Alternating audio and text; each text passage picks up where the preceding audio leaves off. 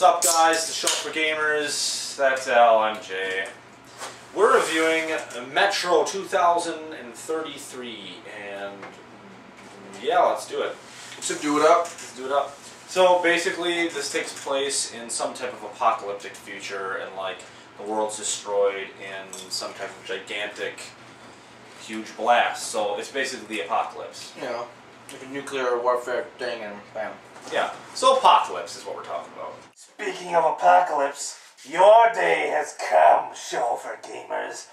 As we speak, this big bad puppy is ready for action. And here I come, motherfuckers. Why the hell is there still food in Is this still a fridge? You're not done? Oh my god. It's a fridge still. You're not going to turn that into a freaking teleporter, moron. Yeah. Oh yeah. You two fucking laugh. Shut the fuck up. What's the... Do you want to get rid of these guys for me, please? Yeah. I don't care what you're building. It doesn't matter to me. You haven't attached the motherfucking Temperon plate yet? You know what?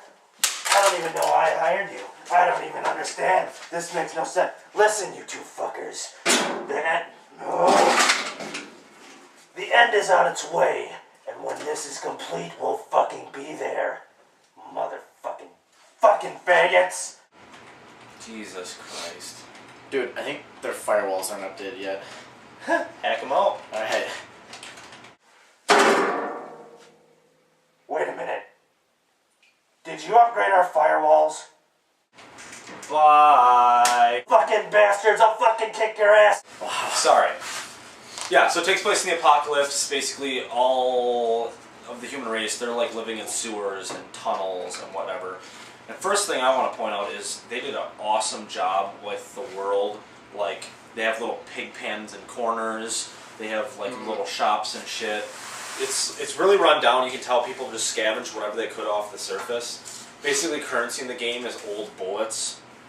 And these bullets do a shit ton of damage. And this is kind of a cool aspect of the game, where you can basically use these really tough bullets and put them in your shitty-ass guns to help take out these big, gigantic, mutated, whatever the fuck you run across.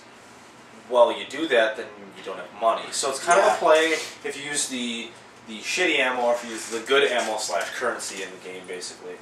Which kind of makes it pretty interesting, I think. Yeah, it's just a little tempting thing that they did in the game. Yeah. Like I said, you fight big mutated shit, like huge mutated rats, big other... I mean, some of the things, I can't even tell what the fuck they were. I know one thing I fought has this, like, fold-apart face, and I couldn't tell if it was, like, a mutated wolf or a different mutated rat or whatever. I don't know. But basically, there's some kind of... I don't know, there's some thing living in the tunnels...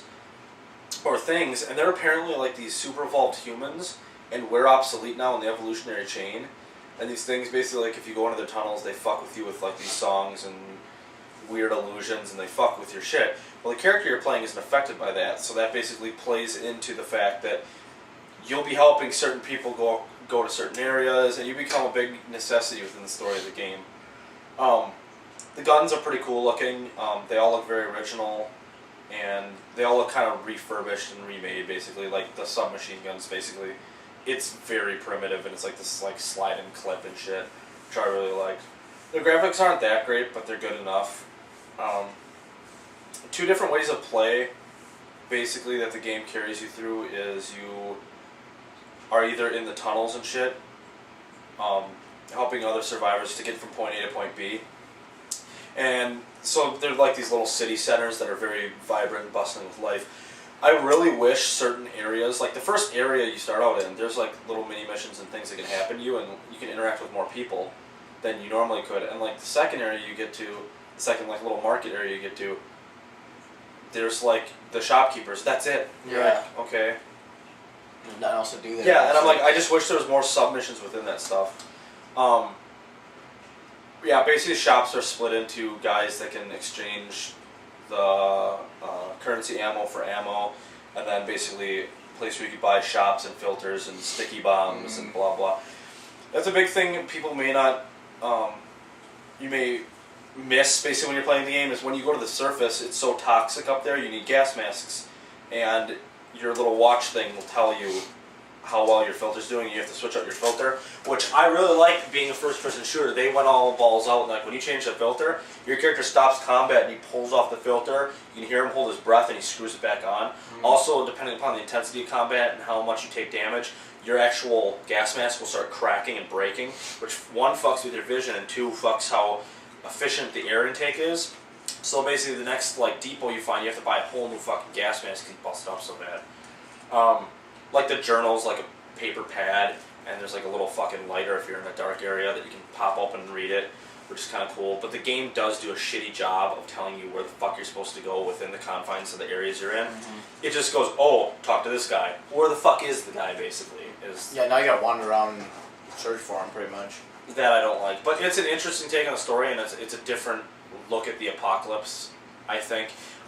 I just feel that it's not a big name, and people are gonna kind of forget this game existed.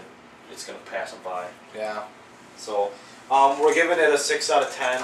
Definitely check it out if you like post-apocalyptic shit. I think if you like Fallout, you'll like it, but it's far more linear. It's way more linear than Fallout is. Yeah. I'm just saying within the confines of the universe stuff, it's a post-apocalyptic world, basically, so Fallout fans might like it.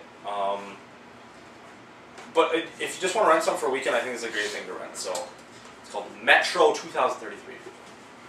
Alright. Do you want to do a question for this week? I'll do a question next episode. Next episode, we got a question coming for you. Into the box. I pull out this one. Okay. Nice.